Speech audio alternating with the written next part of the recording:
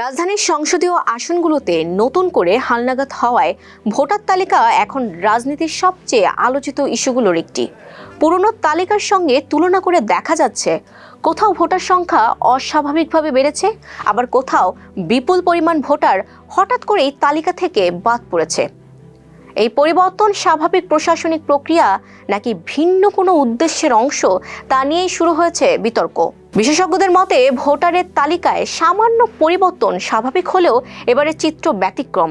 রাজধানীর একাধিক এলাকায় ভোটারের সংখ্যায় যে ধস দেখা যাচ্ছে তা সাধারণ জনসংখ্যা স্থানান্তর বা নতুন ভোটার যুক্ত হওয়ার হিসেবের সঙ্গে পুরোপুরি মেলে না। সংখ্যা থেকে তাকালেই বিতর্ক আরও স্পষ্ট হয়। একটি আসনে দেখা যাচ্ছে প্রায় 1 লক্ষের বেশি ভোটার যুক্ত হয়েছে, যা একটি পূর্ণাঙ্গ ছোট শহরের সমান। আরেকটি গুরুত্বপূর্ণ আসনে আবার 1 লক্ষেরও বেশি ভোটার কমে গেছে।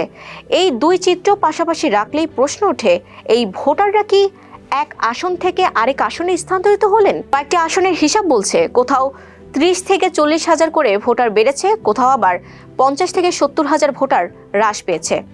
একটি আসনে তো ভোটার কমার সংখ্যা লক্ষ ছুঁয়েছে। রাজনৈতিক বিশ্লেষকদের মতে এই সংখ্যাগুলো কেবল পরিসংখ্যান নয়, এগুলো ইঙ্গিত দিচ্ছে একটি বড় ধরনের পুনর্বিন্যাসের। ভোটার বৃদ্ধির ক্ষেত্রগুলো প্রশ্ন উঠেছে, নতুন ভোটাররা কি সবাই নতুনভাবে ভোটার হয়েছেন নাকি অন্য কোনো এলাকা থেকে স্থানান্তরিত?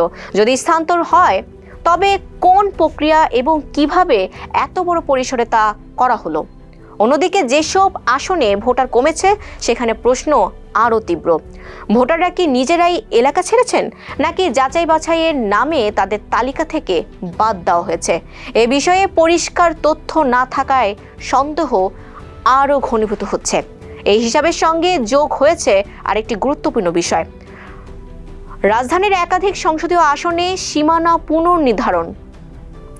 লক্ষণীয়ভাবে যেসব আসনের সীমানা বদলানো হয়েছে সেখানেই ভোটার সংখ্যা বড় পরিবর্তন দেখা যাচ্ছে। বিশ্লেষকদের মতে সীমানা পরিবর্তন আর ভোটার তালিকায় এই ওঠানামা একে অপরের সঙ্গে গভীরভাবে যুক্ত। রাজনৈতিক মহলে আলোচনা চলছে, এই পুরো প্রক্রিয়ায় নির্বাচনী ভারসাম্য নতুনভাবে সাজানো হচ্ছে কিনা। কারো মতে এটি নিছক প্রশাসনিক সমন্বয় নয়, বরং এর মাধ্যমে কিছু আসনে সুবিধা তৈরি এবং কিছু আসনে প্রভাব কমানোর চেষ্টা থাকতে পারে। সবশেষে এসে আলোচনার কেন্দ্রবিন্দুতে রয়েছে নির্বাচন কমিশন।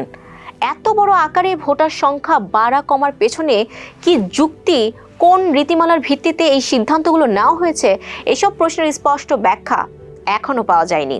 ভোটার তালিকা কোনো সাধারণ ডাটাবেস নয়, এটি গণতান্ত্রিক প্রক্রিয়ার ভিত্তি। সেই ভিত্তির হিসাব নিকাশেই যদি অস্পষ্টতা থাকে তাহলে নির্বাচন নিয়ে সন্দেহ তৈরি হওয়াই স্বাভাবিক। রাজধানীর ভোটার তালিকা নিয়ে এই বিতর্ক এখন শুধু আলোচনা নয়, এটি ভবিষ্যৎ নির্বাচনের বিশ্বাসযোগ্যতার সঙ্গে সরাসরি জড়িয়ে গেছে।